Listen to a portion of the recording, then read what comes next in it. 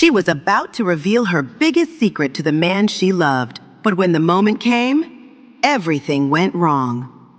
It all started when she went down on her knees in front of him. Jake Horton, will you marry me? Kira's fingers tightened around the bouquet as she proposed to Jake in front of the entire college. She could design a clean energy reactor in her sleep, but asking a man to marry her made her heart race like nothing else. She'd planned everything perfectly. She'd propose to Jake, he'd say yes, and then she'd finally tell him the secret she'd been hiding from everyone. But when Jake opened his mouth, annoyed, he made her regret ever falling in love with him. You think you can marry me? Jake laughed loud enough for everyone to hear. God, Kira. You really don't know your place, do you? Kira's smile faltered. Jake stepped closer, annoyed voice sharp. Just because you carry the name Olsen doesn't make you one. You're the illegitimate daughter. The charity case. Did you really think I'd marry trash like you? Gasps rippled through the crowd. Kira's throat tightened. You said you loved me. Jake had been smitten with her for the past 4 years, following her everywhere she went. And when Kira finally showed her own feelings, How could things go so wrong? Jake smirked. Love, don't fool yourself. I was with you because of that little energy project you were working on, and because of the assignments you foolishly did for me. Kira's fingers curled around the bouquet. If only he knew how much more she could do than solve his petty college work. But thank God he didn't. If Jake had even the slightest idea who she really was, he would have used her for far worse. Jake turned around, and Kira followed his gaze. And there stood Isla Olsen, the legitimate daughter of the Olsens, Kira's half-sister and the real heiress. I've found someone better. Someone who isn't born from filth, and someone whose name means something in the world. He yanked the bouquet from Kira's trembling hands and dropped to one knee before Isla. Ayla Olsen, will you marry me? Isla gasped. Yes, Jake! 1,000 times yes! The crowd erupted in cheers, while Kira stood there humiliated. Isla turned to the audience, voice sweet and syrupy. Jake, don't be so harsh. Even if Kira's a bastard, she's still my sister. She smiled at the onlookers. She's always been a little slow in studies. In love, I think she mistook Jake's kindness for something else. The crowd nodded sympathetically. Poor Kiera, the pitiful one. Kira's chest constricted. Isla knew she was the smarter one, much more intelligent than anyone in the entire college. But the rules were clear. The illegitimate one had to stay beneath the legitimate heir. Isla stepped closer to Kira, bending down slightly, her voice dropping so only Kira could hear.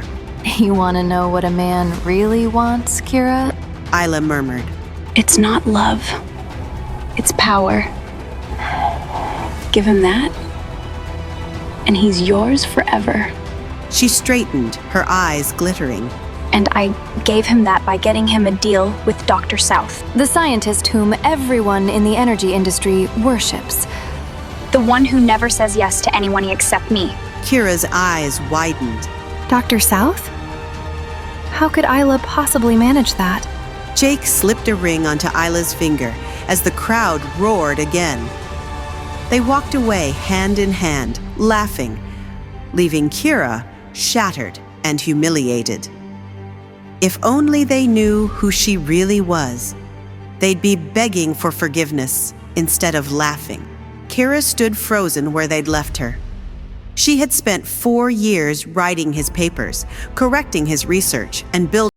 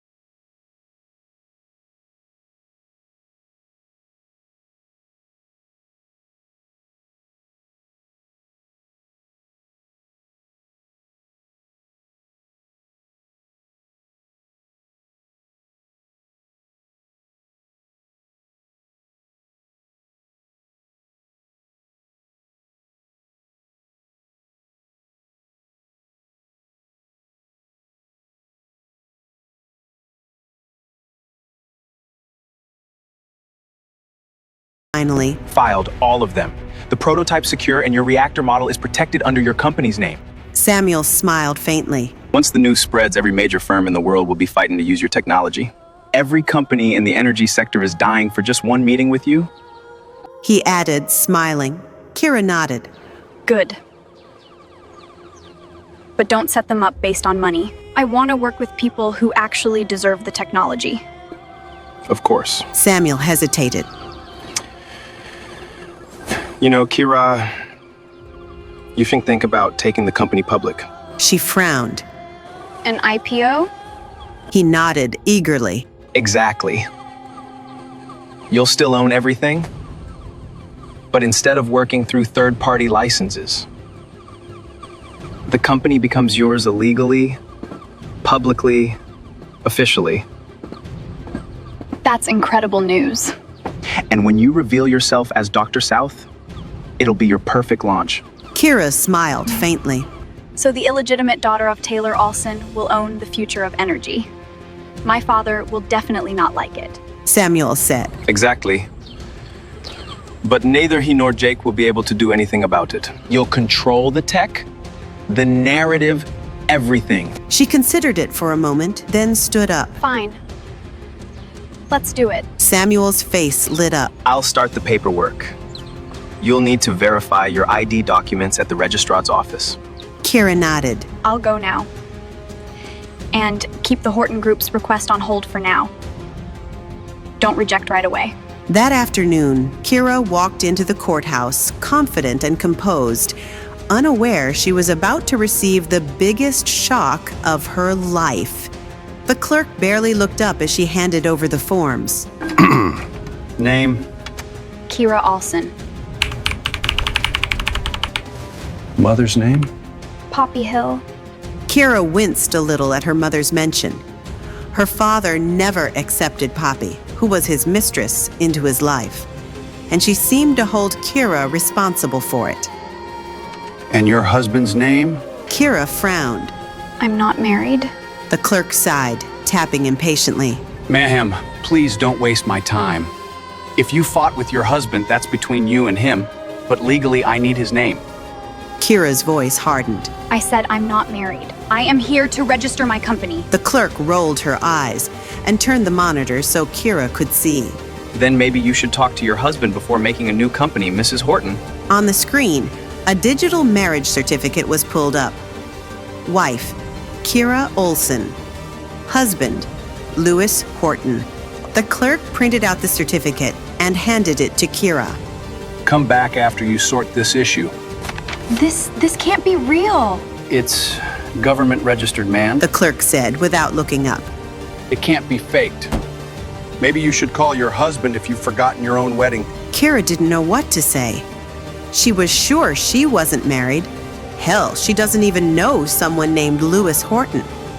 Worse still, could he be related to Jake Horton, the guy who just publicly dumped her for her half-sister? Kira stumbled out of the office, the document clutched tightly in her hand. She took a shaky breath, pulled out her phone, and dialed Samuel. Find everything you can about Lewis Horton. She said quickly. Lewis Horton? Who's that? I wouldn't have asked you if I knew. The line went silent for a beat. Okay, I will. Samuel hung up the phone, and for the first time that day, Kira Olson, the woman who was always in control, had no idea how to solve this problem. The next morning, Kira woke up to a new notification on her phone. After yesterday's fiasco, she had headed straight back to her one-bedroom apartment where she had lived ever since she had started living on her own, right after high school. Even now, when she could afford tens of villas, Kira preferred staying in her tiny apartment. She checked her mail. The notification was about a video conference invite to Dr. South from the International Energy Forum. As always, she rejected the invitation and decided to send her research through the mail. Kira exhaled slowly. Even now, after all these years, it still felt surreal that the same girl who grew up being told she was worthless had built an empire in secret. She turned on the TV, and the news headlines were already buzzing with the rumor that Dr. South was to sign a research deal with Horton Industries. Her lips tightened. Of course. She murmured. Isla has always been overconfident in stealing things from me. But I won't sit silently this time. Just as she picked up her phone to call Samuel, she received a call from her mother. Kira almost didn't answer, but then Poppy would keep calling. She picked up. Mother? Come to the Olsen Villa. Poppy said sharply. Now. Kira frowned. Why? Just come! And the line went dead. For a long moment, Kira stared at the phone. She hadn't stepped into that house in years, and she had no interest in going there. But she knew that she had no choice. When Kira reached the villa, Poppy was already waiting for her outside the gate. And before Kira could even speak, the slap landed. Kira's head snapped to the side. Mother, how dare you!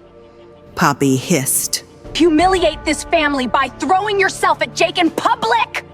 Especially when he was interested in Isla. When will you stop being jealous of her? I am not jealous. Kira's cheeks stung from the slap. Jake was my boyfriend. We were together for 4 years. Stop making up stories. Poppy said in a sharp voice. Jake's family is the biggest in this town. They would never marry someone with your blood. I have your blood. Kira said, sounding defeated. How can you hate me so much? Are you even my mother? Poppy's smear dropped for a moment. She looked hurt, but then she put the smile back on. Unfortunately, yes. Why did you call me here? She asked finally. Poppy's lips curved into a cruel smile. Isla and Jake's engagement is tonight. I want you here to help out. You can serve drinks, fix her gown, tie her shoes, whatever she needs. Kira's hands clenched at her sides. You called me here to make me Isla's maid? To make you useful for once. Poppy snapped. And you need to watch with your own eyes who Jake really belongs to. Kira's anger boiled over. I don't need that asshole Jake. I'm already married. That made Poppy pause. What nonsense are you talking about? I said. Kira repeated, her voice firm. I'm married. Did you marry some homeless guy just to get married before Isla? Amazing how you make everything about Isla. Kira laughed sarcastically. I'll introduce you to my husband later. Kira didn't want to tell Poppy that she had no idea who her husband was. And he may or may not have been homeless. Who knows? What Kira didn't know was that she was about to meet him in the next hour. Inside her room, Isla was dressed in an expensive gown, looking beautiful and elegant. When she spotted Kira, her lips curved. Oh, you came. How sweet. Before Kira could answer, Poppy interjected. Isla, Kira got married. Isla was surprised. So soon. Who's the guy? Is he better than Jake? Poppy said in a mocking tone. Of course not. There isn't a single person of higher standing than Jake Horton. Do you really think Kira could find a decent suitor? The loser she married didn't even dare to come here with her. Isla was satisfied with Poppy's answer. Then she tried to wear her heels, but couldn't bend down because of her tight dress. Isla gave Kira a slight smile. Immediately, Poppy pushed Kira. A useless girl. Always so oblivious. Your sister is having trouble. Now go on and help her put on her shoes. Kira was speechless. It was always like this. Did Poppy still think she was that naive, ignorant little girl who wouldn't know how to fight back even when bullied? Her eyes were cold, and her voice hinted with impatience. You can help her yourself. Kira Olsen, what's this attitude? Do you think you've grown wings just because you're married now? Your husband is nothing more than a freeloader. You'll still need to rely on the Olsen family. Before Kira could respond, a tall figure appeared at the doorstep. It was Taylor Olsen, Kira and Isla's father. Isla. Why are you arguing with Kira? Isla quickly changed her tone, stepping toward Taylor. Dad, Kira's just a little mad that Jake is marrying me instead of her. I was just trying to calm her down. Kira, are you still trying to get Jake back? No, I am not. Kira hesitated, then added, I got married. Taylor fixed his gaze on Kira. You got married? Without even informing us? Well, no worries. I wouldn't have come anyway. I don't want any scene tonight. The CEO of Horton Industries, Lewis Horton, is coming personally for the engagement. Kira was immediately taken aback. Isla looked confused. Who's Lewis Horton? Is he really important? Curious, Kira leaned in to listen. Taylor said, He's a mystery because he doesn't do press conferences and has been living abroad for years. Even I have never met him. He is Jake Horton's uncle. He's only 28 years old and is now the real power holder in the Horton family. Poppy gasped. Doesn't that make him a better match for Ayla than Jake? Taylor snapped at her. Nonsense. Mr. Horton is already married. Kira narrowed her eyes. Married? If he really was the man in the marriage certificate, then it would seem that Lewis should know what's going on. Who's his wife? She's even luckier than Isla. Kira quickly looked over at Taylor and heard him reply. I don't know.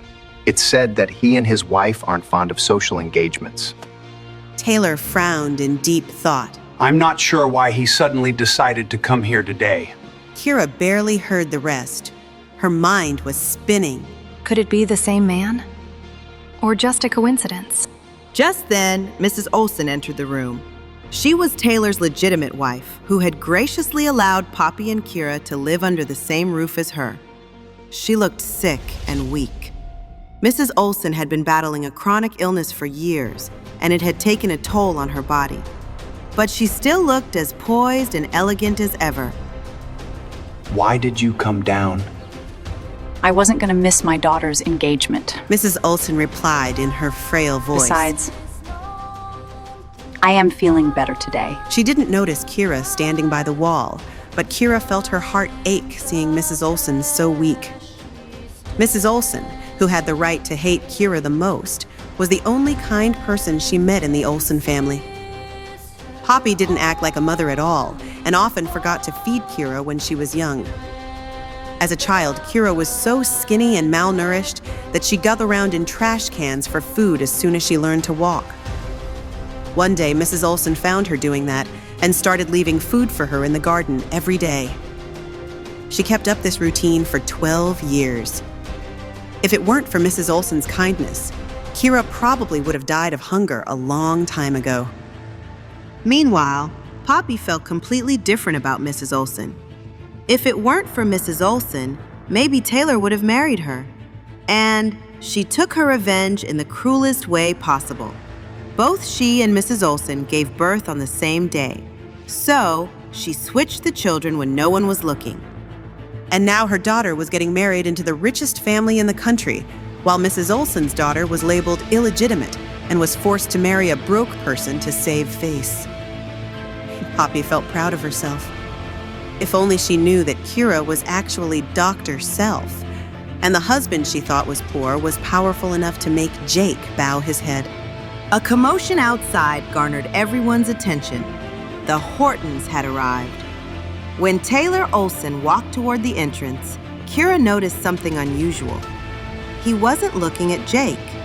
He was heading toward a man stepping out of a black car. The murmurs began instantly. Is that? It's Lewis Horton. Kira's breath caught. The CEO of Horton Industries, the most powerful man in America. The man who hated making public appearances. Taylor almost tripped over himself greeting him. Mr. Horton, it's an honor, truly an honor. Lewis was wearing a well-tailored black suit and walking at the front like a moon surrounded by stars. His features were more distinct than in the photos, with a firm profile and strong jawline. His deep-set eyes were brooding, his thin lips were stern-looking, and his every move exuded an air of sophistication. Perhaps sensing her gaze, the man suddenly looked back at her. For a moment, their eyes met. His sharp gaze made Kira's heart flutter. Just as she was trying to observe the emotions in his eyes, he shifted his gaze elsewhere. This left Kira somewhat confused. From his attitude, she couldn't tell if he recognized her. She wasn't even sure if it was the same person. The picture in the marriage certificate was too small. Taylor asked with a smile. Mr. Horton, where's your wife? Didn't she come with you? At the question, Kira felt Lewis Horton glance at her again. He casually replied, She couldn't make it. Taylor was practically glowing, trying to make a good impression. We're honored you're here, Mr. Horton. I trust everything has been arranged to your comfort. Lewis's voice was calm but distant. I don't care much for comfort. I just don't like my time being wasted. Kira could see Jake's jaw tighten. His uncle's presence clearly made him nervous, and he was bothered that Taylor was paying more attention to Lewis than to him. Kira stepped closer to get a better look at Lewis's face. That's when she heard Lewis's angry voice. You made me waste so much money on a stupid engagement party. Lewis fumed at Jake. You told me we'll meet important businessmen here, but I don't see anyone here. I promise you, this isn't a waste. You won't regret spending money on this engagement? Jake replied nervously. Even though Lewis was close to Jake in age, he was still Jake's uncle and the real power holder of the Horton family. Isla will bring Dr. South to Horton Industries. The deal alone will triple our profits. Kira's stomach dropped. They are using her name again. I don't think Dr. South meets just anybody. Lewis responded. But I'll take your work. And remember, Jake. If Dr. South doesn't do this deal with us, your career is over before it starts. I'll talk to you later. He pointed to his phone and then walked toward the balcony to take a call. Kira's eyes lit up. She followed Lewis to the balcony. As Kira got closer, Lewis quickly hung up the phone before fixing his ice-cold gaze on her. Kira paused. Meeting his dangerous gaze, she suddenly smiled and asked tentatively, Honey? Kira stared intently at Lewis, observing his reaction. Upon hearing the way she addressed him, he became even colder. His dark eyes harbored a frosty gaze, devoid of any emotion, and he turned to head back to the living room. Kira quickly stepped forward, blocking his path. Lewis frowned a little. Out of my way. Kira suspected something. You don't recognize me? Lewis looked down at her. Should I? When he had arrived, he had felt Kira looking at him and found her different from the other people who were only crowding him to get in his good books. She was beautiful. He had initially thought she was different from the women who threw themselves at him, but didn't expect her to be even bolder than they were. She had the gall to address him as honey. Lewis was a little impatient. Miss, I'm married. Please behave. Kira was a bit stunned. This man clearly didn't recognize her, yet he said he was married. Was there a mistake in the Civil Affairs Bureau's registration? She persisted. May I ask who your wife is? His answer was short and cold. It has nothing to do with you. Kira took out the photocopy of the marriage certificate and placed it in front of him. Mr. Horton, this man is you, right? Lewis looked at the photocopy and noticed the name of the woman on it was Kira Olson. Looking up again, he mocked her. Miss Olson, you should be more professional if you're forging this. With that, Lewis didn't return to the living room. Instead, he strode off to the parking lot through the small garden. Kira ran after him, trying to talk it through, but she was blocked by two black-suited bodyguards. Kira stood her ground, calling out to him as he walked away. Lewis! Mr. Horton, this document is genuine. If you don't believe it, you can check it with the Civil Affairs Bureau! Miss Olson, I knew you liked Jake, Lewis said. but I didn't know you would stoop so low to get back at him for rejecting you. He closed the door and the car sped away, while Kira stood there speechless. She had no idea what had just happened. How could Lewis be married to her without even knowing who she is? But wasn't that the case with her too? What is the mystery of this marriage? Kira thought. I must find out the truth before I come out at Dr. South. Meanwhile, Lewis's personal assistant informed Isla that Lewis had to leave because of a personal matter. But Isla had seen Kira talking to him, although she couldn't hear what they were talking about. She had even seen him stealing glances at Kira at the party. It made her jealous that someone so influential as Lewis would take an interest in Kira and not her. When Isla returned to the hall, Taylor questioned her. Why did Mr. Horton leave? Did we do anything to upset him? Dad, I saw Kira pestering Mr. Horton. Mr. Horton seemed really angry when he left, and he left a message. What message? Mr. Horton said he wants you to teach your daughter well. Isla bit her lip. With Kira behaving like this, will the Horton family think that I am the same as her? Taylor's face turned ashen.